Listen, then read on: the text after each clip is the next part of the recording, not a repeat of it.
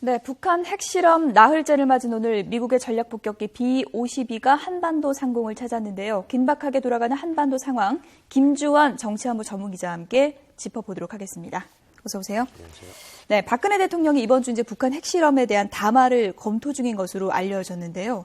어떤 내용이 담길 걸로 예상해 볼 수 있을까요? 일단 대통령께서 평소 언급했던 것이 이제 포괄적 제재, 평소 핵을 머리에 이고 살 수는 없다. 그래서 강력한 의지를 표명했는데 지금까지 뭐 유엔 안보리라든가 이런 데에서 북한을 제재하는 게 경제 제재예요. 근데 경제 제재는 사실은 금방 효과가 안 납니다. 효과가 안 나 사실 일반인들의 피해가 많습니다.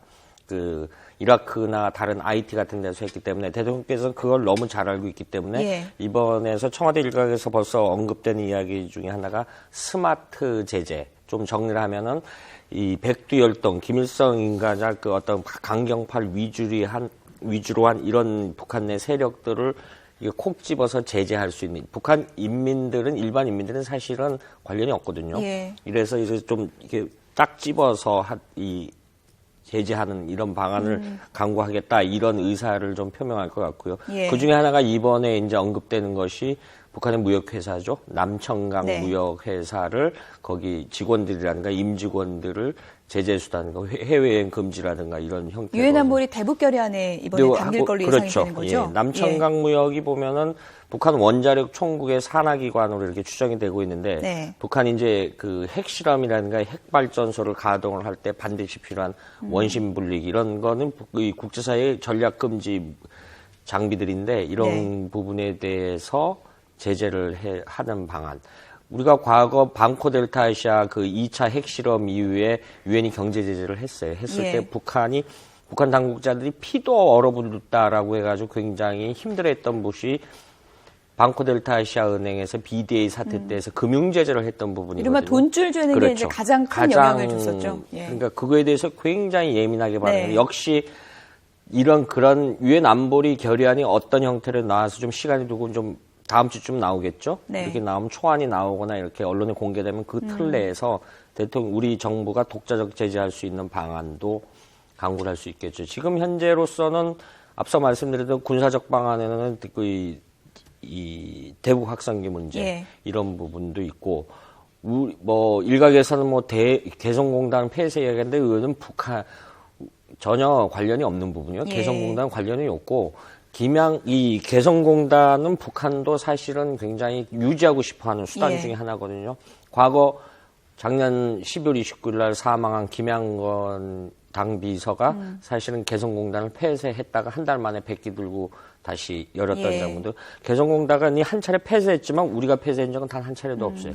북한이 했기 때문에 이런 부분에 대해서 북한도 역시 경제가 돌아가기 위해서는 돈이 필요하기 때문에 이런 부분에 대해서는 경제 제재에 대해서는 굉장히 예민하게 반응할 겁니다. 그래서 이른바 이거를 좀 축약해서 스마트 제재 방식이 필요하지 않느냐 이런 내용을 좀 포괄적으로 담을 개연성이 굉장히 커 보이죠. 네, BDA 때랑 비슷한 강도가 될 수도 있을까요? 그거보다 아마 높아질 수도 있죠. 일각에선 제3자 제재, 이른바 세컨드리 보이콧 얘기 나는데 어제 외신들을 보면은 유엔 내부에서 그까지는 안 나오는 것 같고요.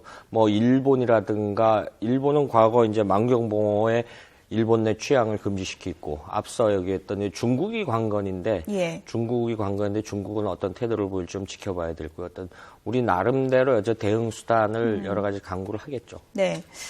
이렇게 대북 확성기 방송 재개에다가 오늘 폭격기 전개도 있고 그리고 이제 국제사회 제재 방침까지 나온다면 북한이 어떻습니까? 지금까지는 이런 제재 조치가 나오면 도발로 가고 또 다시 제재를 하고 이런 악순환이 계속됐는데 이번에도 그렇다고 봐야 될까요? 그런 패턴은 경험상으로는 그랬죠. 지금 이렇게 봐야 되겠죠. 지금 만약에 유엔 제재안이 나오면은 어떤 탄도미사일 발사 실험 형태로 해서 군사적 도발을 할 수 있고 그런데 이제 이 부분에 대해서는 자기네 영해에다 쏘는 거기 때문에 이거에 대해서는 우리가 어떤 이렇게 강력한 어떤 이 레토릭 수준에서는 할 수 있겠지만 군사적 제재 못하는데 이번에 대북 확성기에서는 우리가 휴전선 내에서 하면서 북한은 타격했다라면 이번에는 우리가 이 대북 확성기를 배치하면서 거기도 우리도 대응 타격 수단들을 많이 배치했던 거로 이렇게 알려지고 있거든요. 예. 평소보다 많이 강화된 형태로. 그렇기 때문에 그리고 군의 사기가 굉장히 지금 충전해 있어요. 우리 군의 사기가 이렇게 취재를 해보면은. 예. 그렇기 때문에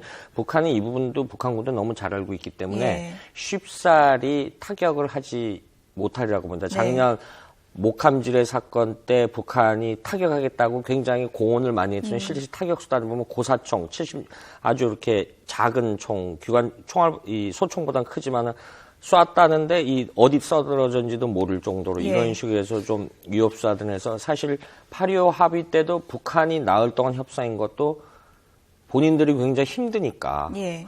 이 대북 확성기 위력을 좀 설명을 드리면요. 지금 작년 8월 같은 경우는 북한군 특정 군단 지역에다가 집중적으로 우리가 대북 확성기를 틀었어요. 그런데 이 특정 지역에 일개 군단, 북한군 5군단 지역으로 알려지고 있는데 5군단 지역의 병사들을 한 30%가 영양실조라고 합니다. 예. 영양실조인도 이 5군단 같은 경우는 특수성이 뭐냐면 북한의 가장 오지인 양강도, 자강도 출신들의 그 젊은 친구들이에요. 이 친구들이 전방위에서 배치한데 앞서 말씀드렸던 소녀시대, 백세 인생, 북한 최고 존엄에 대한 위협적인 걸 한 번도 다 들어본 적이 없어요.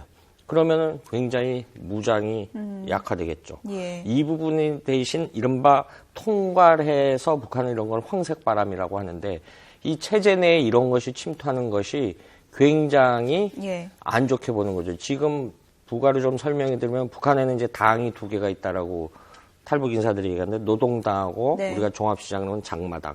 이 장마당은 경제가 융성되지만 북한 당국의 입장에서는 좀 안 좋아요.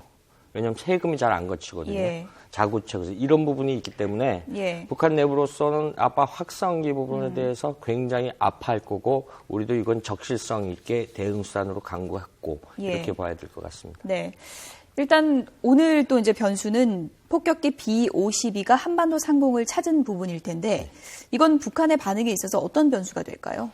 일단 북한은 좀 지켜볼 개연성인데 2013년도에 B-50 폭격기가 2013년 10월에 3차 핵실험 이후에 세 차례 같은 형식으로 한반도에 전개된 적이 있어요. 그럴 때 김정일 당시 위원장이 김정은 위원장이 미사일 부대에서 실전 타격으로 굉장히 격하게 반응을 했고 했는데 북한의 반응에 봐서 우리도 대응 수단을 높여갈 수 있죠. 어쨌든 이번에 오늘 B-52 폭격기 한반도 전개는 대북 확성기 방송 재개를 1단계 군사 조치를 보면은 이건 2단계 군사 조치. 2단계 군사 조치의 의미는 한미 연합공군령의 준비 태세가 이 정도 잘 있다. 좀 전에 보도가 있었습니다만 내일 스케포로티 주한미 사령관과 이순신 합참의장이 오산에 있는 우리 공군작전사령부와 주한미 7공군 사령부를 방문해서 역시 다시 우리 한미 동맹의 굳건한 의지를 좀 점검한다라고 하지 않습니까? 오늘 그러니까 B-52 폭격기가 한반도 상공을 날아서 다시 이제 돌아간 거죠? 간 거로 추정이 되겠죠. 왜냐하면 아태이 지역에서는 현재로서는 기지가 괌에 있는 앤더스 공군 기지에 저기 전개돼 있고요. 오늘 한반도 상공을 전개하는 그 화면을 저희가 지금 보여드리고 있는데요. 재원을 좀 설명을 해주실까요? 일단은 앞서 김조 기자도 언급했습니다만 항속거리가 2만 킬로라면 태평양을 공중구비 없이 날아간다고 보여야 되겠죠. 그런데 이 무기를 한 30톤 시키면 굉장히 무겁겠죠. 그러면은 그럼에도 불구하고 6천 킬로. 6천 킬로라는 것은 괌에서 이륙을 해서 한반도에 전개를 해서 군사작전을 하고 유사시에요. 공중구비 없이 다시 기지인 앤더스 공군기지로 되돌아갈 수 있는 굉장히 가공할 전략적 무기죠. 만약 괌에 있다가 유사시에 출동을 한다면 시간이 얼마나 걸리는 건가요? 편도 오는 거는 4시간 정도 전개되는데 전략 무기가 우리가 이제 한반도 유사시에 미국이 이제 전면전 대비해서 여러 가지 이제 대응 전개 이 방안들이 있어요. 그래서 억제력 차원에서 이제 주한미군이 있고요. 주한미군이 주둔하면서 동두천에 있는 미 이사단 같은 경우에는 유사시에 굉장히 많은 화력을 보유하고 있기 때문에 지금 화면으로 보기에도 이제 크기가 상당하다는 걸 알 수가 있고요. 날개 길이가 양쪽으로 합치면은 거의 한 100여 메다 정도 되는 걸로 알고 있어요. 길이가 50입니다. 양쪽에 이제 한미 공군의 이제 연합 의지를 보여주는 것이 어느 쪽인지 육안으로는 잘 안 보입니다만은 한미 공군의 의지를 보여주는 지금 거군요. 양옆에서. 왼쪽이 F-16 미 공군 전투기로 추정되고요. 오른쪽에 화면상 오른쪽으로 전개되는 것이 우리 공군이 보유하고 있는 F-15K 전투기죠. F-15의 저 전투기도 지금 굉장히 작아 보이지만 말입니다. 적어도 굉장히 가공할 능력을 가진 그 항공기거든요. 예를 들면 유사시에 대전 상공에서 그냥 이게 4대가 떠서 일개 편대가 떠서 항공에서 떠서 평양 주요 지휘부를 타격할 수 있는 가공할 무기를 장착하고 있는 거기 때문에 저 정도만으로도 북한은 굉장히 위협 수단으로 느낄 수 있습니다. 그러니까 한반도 유사시 북한이 어떤 형태의 군사 도발을 한다라면 언제든지 우리는 타격할 수 있다. 그리고 몇 시간 안에 바로 타격할 수 있다. 지금 저거는 괌에서 날라왔지만 그 이전에 오키나와에 있는 그 요코스카 항에 있는 로널드 레이건 그 핵 항공모함이 있고요. 그 다음에 여러 가지 핵잠 전력이 있대 여러 가지 전략 자산이 많기 때문에 이 부분은 굉장히 북한으로서는 평소에 주둔하고 있는 것이 북한의 억제를 위해서 아태이 지역에 주둔하고 있는 거거든요. 이런 부분 때문에 북한으로서는 일단은 전개됐고 저것이 보았기 때문에 굉장히 무섭죠. 저것이 또 가진 능력이 고고도 침투가 가능합니다. 고고도라는 건 한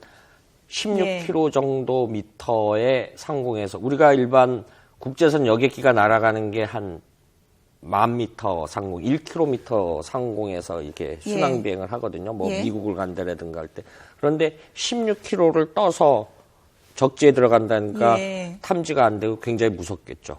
거기에서 공대지 미사일, 순항거리 한 2,000km 이상 되는 여러 가지 크루즈 미사일을 장착하고 있고요. 앞서 뭐 설명이 있었지만 적 지휘부를 타격할 수 있는 벙커버스터라는 아주 가공할 그 폭탄도 장착할 수 있고, 뭐 유사시에는 핵무기 장착도 할 수 있고, 저것이 평소에는 지금 위력시에서 한 대 가지만은 날아다니는 하늘의 항공모함이라고 부르는데 혼자 떠다니는 게 아니라 여러 가지 전투기들의 호위를 받으면서 날아오기 때문에 굉장히 가공할 전략적 무기죠. 북한은 4대 전력 자산 가운데 이제 하나라고 볼 수 있는데 B-52 폭격기를 가장 먼저 선택한 건 어떤 의미가 있을까요? 우리가 전략적 대응을 가장 낮게 하는 거죠. 가장 낮게 한다고 봐야죠. 그러면 앞으로 단계적으로 다른 전략 자산도 전개할 가능성이 이렇게 높은 건가요? 되겠죠. 추정컨대 북한의 반응을 보였죠. 북한이 여기에 대해서 굉장히 격앙되면 두 번째는 B2 폭격기를 전개시킬 수 있겠죠. 이거는 등차가 저보다 좀 작지만은 역시 스텔스 기능이 있어서 적 레이더에 탐지가 안 되고요. 그 다음에 아무래도 순차적으로 어디까지나 이론상입니다만은 전개된다라고 하면 글로벌 호크라는 거는 이제 일종의 드론인데 고고도에서 북한 전역을 다 들여다볼 수 있는 능력을 갖추고 있죠. 그 다음에 앞서 말씀드린 핵 항공모함이 동해상으로 전개될 수가 있는 거고요. 또 하나는 뭐 F-22 랩터 전투기는 뭐 굉장히 뛰어난 전투기인데 이제 채공 시간이 낮다. 그러니까 전략 폭격기처럼 뭐 10시간 이상 이렇게 떠일 수 있는 그런 단점이 있습니다만 저런 것이 있고, 앞서 설명드린 핵 잠수함, 원자력 잠수함의 전개가 들을 수 있는데 이것이 무서운 건 뭐냐면 북한이 이제 SLBM 심포급 잠수함을 개발을 하고 있잖아요. 동해상에 잠수함이 이론상으로는 수십 년 동안 물 밖으로 안 나올 수 있습니다. 사람이 버틸 수 있으면은 30년이고 물 속에 있을 수 있어요. 그럼 숨어 있다가 물속에 매복해 있다가 북한의 어떤 해군력이 기동을 할 때 타격하는 그런 기능을 할 수 있기 때문에 핵잠수함이 갖는 위력은 굉장히 가공합니다. 앞서 설명드렸습니다마는 미국이 자망 기록이 88일, 그걸 중국이 깼죠. 90일을 넘게 물속에, 그러니까 설명을 드리면 우리 스튜디오 공간 안에서 이론상으로는 수십 년 동안 이 스튜디오 공간 안에서 밖으로 안 나가도 사람이 먹는 것만 해결이 된다는 거. 이론상으로는 그것이 가능합니다. 그렇기 때문에 그건 언제 기동을 어떤 형태로 할지 물속에서 모르기 때문에 북한으로서는 만약에 거기까지 전개된다라면 굉장히 무섭죠. 그런데 북한은 긴장도를 거기까지 이끌진 않을 겁니다. 어찌됐든 우리가 한미의 굳건한 의지를 보여주는 거기 때문에 예. 북한이 다시금 이런 도발을 하지 말라는 어떤 경고가 되겠죠. 예. B-52 폭격기 한반도 전개 상황을 저희가 영상으로 계속 보여드렸는데요. 그 의미를 좀 더 짚어보겠습니다. 김대영 국방안보 포럼 연구위원도 나와주셨습니다. 어서 오세요. 안녕하십니까. 네, 지금 바쁘게 스튜디오에 도착을 해주셨는데 B-52 폭격기요. 오늘 한반도 전개가 됐습니다. 어떤 위력을 갖고 있는 건지 다시 한번 좀 설명해 주실까요? 북한 같은 경우에 이쪽의 그 폭격기에 대해서 상당히 그 아픈 기억을 많이 갖고 있습니다. 예를 들어서 이제 한국전쟁 당시에 낙동강 전선에서 당시에 이제 그 거의 전세가 북한을 주도하고 있었는데 B-29 미국의 B-29 폭격기에 달라서 융단 폭격으로 그것을 저지하면서 낙동강 전선의 형태를 완전히 바꿔버립니다. 그리고 이제 북한의 평양이라든가 주요 도시들을 한국전쟁 기간 동안에 계속적으로 폭격을 해서 아주 김일성이는 아주 그냥 폭격기라면 아주 학을 뛰었던 그런 역사가 있고, 이번에 온 B-52 폭격기 같은 경우에는 이제 과거에는 융단 폭격이라 해서 일정 지역에 엄청나게 폭탄을 쏟아부었습니다. 근데 현재 B-52는 그런 기능보다는 정밀 유도 무기를 최대한 많이 탑재하고 공중에 날아다니면서 이제 지상군의 요구에 따라서 그때마다 정밀 유도 무기를 떨어뜨리는, 많이 쏘지는 않지만 정확도가 상당히 그렇습니다. 높다는 그래서 얘기인가요? 예전과 달리 굉장히 정확도 높은 무기를 많이 탑재하고 있어서 그만큼 위력이 세다고 할 수 있죠. 예. 과거 우리가 이제 대응 조치를 했던 것을 이렇게 비춰볼 때 이번에 이제 B-52 폭격기가 전개가 처음 됐는데 차츰적으로 미국의 전략자산, 나머지 전략자산도 전개될 가능성이 지금 높다고 봐야 될까요? 예, 그렇습니다. 특히 이제 2월에 독수리 훈련이 시작되면은 또 추가적인 전략자산 배치가 있을 수 있고요. 그다음에 이번 훈련은 또 우리 측 주도가 아니라 미측 주도입니다. 미국 주도로 이제 진행을 하기 때문에 그에 맞춰서 뭐 전략자산뿐만 아니라 미군이 가지고 있는 신형 무기들도 대거 또 공개할 가능성도 있고요.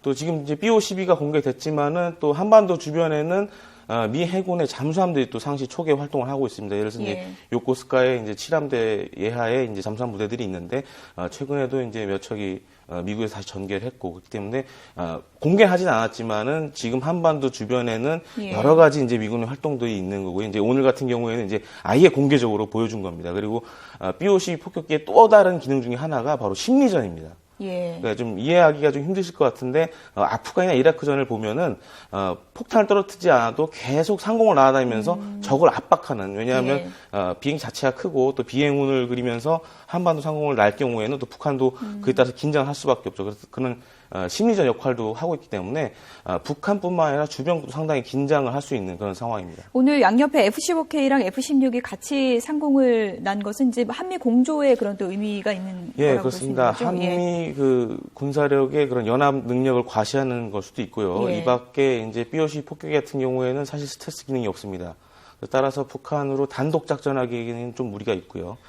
그 때문에 스트라이크 패키지, 즉 이제 공격 편대군이라는 걸 구성을 해야 됩니다.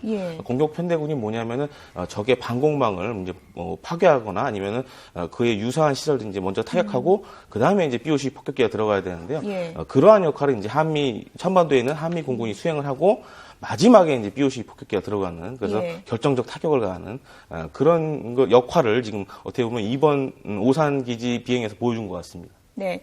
미국의 4대 전력 자산, 다른 것도 좀 설명을 해 주실까요? 어떤 게 있고요? 북한이 가장 위협적으로 느끼는 건 어떤 걸까요? 아무래도 4대 자산 다 이제 모두 위협적으로 느끼는데, 지금 앞서 말씀드렸다시피 이제 B-52 폭격기도 있고요. 그다음에 핵잠수함, 그다음에 F-22 스텔스 전투기, 그다음에 B-2 폭격기, 아니면 또 그다음에 이제 일본 요코스카에 있는 로널드 레이건 미 핵 항공모함이 있습니다. 이제 미 핵 항공모함, 지금 로널드 레이건 같은 경우에는 현재 수리 중이기 때문에 당장 그 무슨 한반도의 상황이 발생하면 좀 출격하기 좀 힘든 상황입니다. 하지만 이제 정말 상황이 급박하다면은 빠르게 수리를 마치고 나올 수 있는 그런 여건을 가지고 있고요. 그다음에 B-2 폭격기는 이제 뭐 괌뿐만 아니라 미 본토에서도 이제 직접 날라온 경우도 있었습니다. 그렇기 때문에 북한의 도발 여하에 따라서 또 추가적인 이제 전략 자산들이 또 배치될 가능성이 매우 높습니다. 네, 한반도 배치를 했을 때 실질적으로 이제 심리전의 역할도 할 수 있다고 하셨는데 실질적으로는 우리나라의 해구산 기능을 제공할 것이라는 분석이 많지 않습니까? 예, 그렇습니다. 어떤 얘기인가요? 예를 들어서 지금 B-52 폭격기 같은 경우에는 이제 이제 핵을 투발할 수 있는 수단이 두 가지로 이제 알려져 있습니다. 하나는 핵폭탄을 장착하고 실제 적지로 들어가서 핵 공격을 하는 것이고요. 예. 또 한 가지는 이제 B-52 폭격기에는 AGM-86이라는 또 순항 미사일이 탑재됩니다. 그 순항 미사일 이제 핵탄두를 또 탑재할 수가 있는데요. 그럴 경우에는 괌에서 이렇게 해서 굳이 우리나라까지 오지 않아도 한반도 인근 상공을 비행하면서 북한의 주요 시설물에 핵 공격을 또 가할 수가 있습니다. 예. 그렇기 때문에 유사시 이제 북한의 핵 공격에 한반도 해구선으로 꼽히는 것이 또 B-52가 있고요. 그 다음에 한반도 영해에서 인근에서 이제 작전하고 있는 이 미국의 또 핵잠수함 거기에 이제 토마호크 미사일이 있는데요. 예. 그 안에도 이제 핵탄두를 탑재할 수가 있습니다. 그렇기 때문에 그런 두 가지 무기 수단이 이제 한반도 해구산의 그런 무기들로 알려져 있습니다. 우리 정부가 북한의 4차 핵실험에 대한 대응 조치로 심리전의 일환으로 이제 대북 확성기 방송을 재개했고, 그리고 군사적으로는 미국의 전략 자산이 지금 한반도 전개가 이루어졌습니다. 핵실험에 대한 우리나라의 대응 조치, 과거 사례를 봤을 때 앞으로 우리가 더 취할 수 있는 대응 조치라고 할까요? 어떤 부분이 있습니까? 북한이 역시 저희가 전문가 그룹에서 하는 게 이제 사실 이게 시나리오별로 있어요. 예. 있는데 이제 그 일반인들이 한테는 공개를 안 하는 형태가 있는데, 우리가 지금 보여줄 수 있는 거는 이제 언론을 통해서 투발되는 건 대북 확성기 재개인데, 이것 예. 말고 사실 8.25 합의가 이루어지기 전까지 맥락을 보면은 비슷한 이유는 우리가 독자적으로 굉장히 북한을 압박한 여러 가지 군사적 수단들이 있었습니다. 역시 이번에도 당장은 아니지만 북한이 도발 강도를 높인다라고 하면은 우리 역시 이런 대응 수단, 그 의지 중에 하나를 보여준 것이 한민국 국방장관이 유도탄 사령부를 방문한 거죠. 예. 유도탄 사령부를 방문했다라면 지금 김대영 의원께서 설명하시는 한반도 유사시 북한도 역시 여러 가지 형태의 단거리, 중거리, 장거리 이렇게 이 탄도미사일들을 많이 보유하고 있잖아요. 예. 북한의 수소탄 개발하는 것도 궁극적으로 이제 투발 수단인 거기에다 장착을 해서 위협을 하겠다라는 건데, 우리가 얼마 전에 뭐 군당국에서는 공식으로 인정 안 하고 있습니다만은 작전계획 5015가 이른바 참수작전이라고 하는데, 북한이 투발 수단을 60% 이상을 해서 공격을 할 모양새를 하겠다라면 우리가 선제 공격을 하는 개념. 예. 우리가 그거를 먼저 알 수 있는 것이 이른바 시청자 여러분들 편을 돕게 하면 킬체인입니다. 예. 먼저 북한을 이렇게 우리가 24시간 들여다 볼 수 있는 예. 기능들을 가지고 있거든요. 수단들을 가지고 있기 때문에 쉽게 설명하면 알카에다라든가 요즘에 중동에서 준동하는 IS 이렇게 수뇌부들을 24시간 떠서 있다가 급작스럽게 해서 타격을 해서 민간인 피해를 최소화시키는 예. 그런 확장된 개념이 작전계획 5015. 예. 그런 의지의 수단 중에 하나가 우리가 갖고 있는 유도탄 사령부도 예. 그런 기능 중에 하나죠. 이런 것을 방문했다라는 것 자체가 예. 물론 B-52 전략폭격기가 한반도 상공에 전개됐던 거 이외시 우리 스스로도 억제 수단을 굉장히 많이 갖고 있거든요. 그래서 북한도 이 부분에 대해서는 쉽게 간과하지 못할 겁니다. 네. 킬체인 언급을 해주셨는데, 일반인의 개념에서는 킬체인이 좀 어렵기도 하고요. 이번에 우리가 이제 킬체인을 갖추고 있다고 하는데 북핵 4차 실험에 또 허를 찔리지 않았습니까? 예, 그렇습니다. 이런 부분에 대해서는 또 좀 회의적인 시각도 있는 것 같습니다. 좀 설명부터 좀 해주시죠. 킬체인은 북한의 핵이라든가 예. 미사일 발사 징후를 미리 탐지해서 판단한 후 이제 타격하는 그런 개념인데요. 사실 이번 북한 핵실험의 그런 사전 징후들을 사실 저희가 이제 판단하지 못했기 때문에 네. 아무래도 이제 첩보적인 그런 형태로는 뭔가 분명히 입수를 했을 것 같습니다. 하지만 이제 정보를 만드는 그 과정에서 가공하는 과정에서 뭔가 좀 착오가 있었던 걸로 보여지는데요. 그렇기 때문에 이런 좀 허점이 보였기 때문에 이런 네. 것을 어떻게 보강할 것이냐 앞으로 특히 이제 정보나 정찰 자산들을 어떻게 이걸 확보를 할 것이냐에 대해서 지금보다는 더 많은 신경을 써야 될 것으로 보여집니다. 네.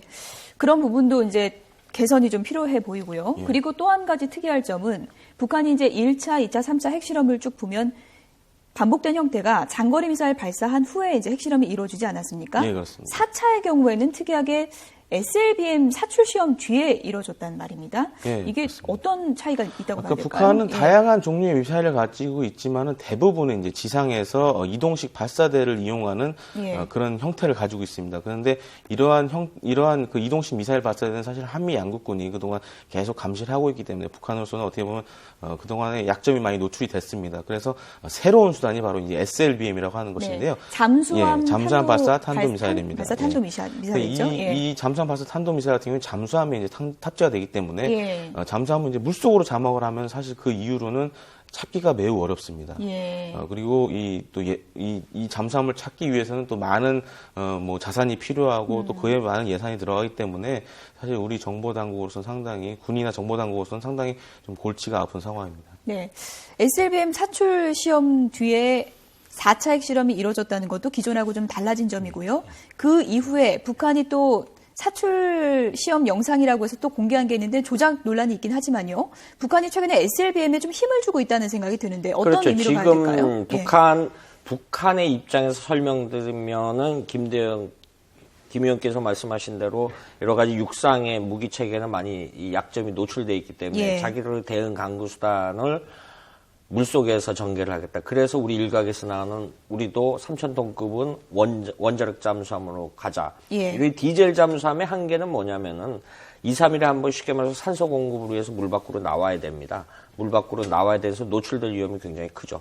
그런데 잠수함이 이론적으로 제가 앞서 설명드렸다면 물속에서 이론적으로 수십 년이 있을 수 있습니다. 사람이 버텨줄 수 있다라면은 물 밖으로 그 동해가 굉장히 심해가 많지 않습니까? 동해 어느 특정한 곳에 물속에 숨어 있는 거죠. 쉽게 말해서 육상에서 매복하는 것을 바닷속에서 매복한다라는 개념으로 봅니다. 여러분들 좀 쉽게 설명을 들으면 우리가 독일 유보트 관련 잠수함 영화를 많이 보면은 바다 해저까지 내려갔다가 올라와서 어떤 그 보급선을 공격하는 이런 일환이 되겠죠. 그리고 발전된 개념의 일환이 있는데 물속에서 오랫동안 숨어 있는 겁니다. 숨어 있다가 나오는 거를 타격을 하는 거죠. 이러한 개념을 북한도 갖겠다라는 의지거든요. 그렇죠. 사출 시험 의지는 그것이 해서 동해라든가 남해나 하면 앞서 지금 말씀하셨던 뭐 KMD 방식이라든가 킬체 지금의 우리가 전선에 휴전선에다가 북한의 공격의 남침에 대비해서 이렇게 군을 배치를 해놓은 거 이런 무기 체계 패러다임이 바뀔 수 있는 이른바 게임 체인저 역할을 할 수 있는 거기 때문에 우리가 이거를 북한으로 하여금 이런 수단을 포기하도록 여러 가지 노력을 강구해야 되는 거죠. 잠수함 발사 탄도미사일이라는 거는 어떻게 보면 좀 더 은밀한 방식으로 이루어질 수 있다는 부분인데 이 부분에 대해서는 우리가 어떤 대비책이 좀 필요한 겁니까? 그래서 지금 사실 한미 양국 당국이 이제 북한의 잠수함 활동 같은 경우 상당히 주의를 갖고 보고 있습니다. 예를 들어서 가장 우선적으로 이제 정찰 위성 같은 것들이 북한의 잠수함 동태를 항상 상시 감시하고 있고요. 또한 이상 징후가 발생하면은 우리 해군이나 미 해군의 해상 초계기들이 또 긴급 전개를 하기도 합니다. 하지만 이제 만약의 상황이라는 것이 있기 때문에 또한 이제 북한이 만약에 지금 당장은 뭐 판단하기 이르지만 이후 핵을 정말 전력화한다, 무기화한다 그러면은 한 방으로도 사실 모든 한반도의 전세가 역전이 돼 버리기 때문에 지금보다 더 많은 그런 북한을 잠수함 감시를 할 수 있는 자산이라든가 아니면 무기들이 필요한 상황입니다. 그래서 앞서 이제 말씀하셨지만 핵 잠수함도 그 중에 하나가 될 수 있습니다. 핵실험에 이은 전략자산 전개까지 이어지고 그리고 이제 전방 쪽에서는 확성기 방송이 재개됐기 때문에 심리전적인 측면에서 지금 전방 지역의 긴장감이 상당히 좀 높아지고 있다고 이제 많은 분들이 우려를 하고 있는데요. 어떻게 보십니까? 북한의 도발 가능성이 어느 정도라고 봐야 될까요? 매우 높다고 할 수 있는데요. 근데 문제는 북한이 지금 현 상황에서 만약에 군사적인 긴장 국면을 너무 높게 되면은 그때는 정말 국지전까지도 갈 수 있기 때문에 북한의 입장에서는 아무래도 지금 당장 어떠한 행동을 하기에는 좀 많은 심사숙고가 필요한 상황입니다. 그리고 또한 이제 미국의 또 추가적인 이런 전략자산이 전개되게 되면은 북한으로서도 상당히 그런 무력 도발할 입지가 점점 줄어들게 되는 것이죠. 끝으로 이제 북한의 제재 대책이 이제 구체화돼야 되는 일이 이제 남아 있는 것 같은데 아무래도 중국이 좀 나서야 되지 않겠습니까? 어떤 측면에서 제재가 나와야 북한이 가장 좀 반응을 하게 될까요?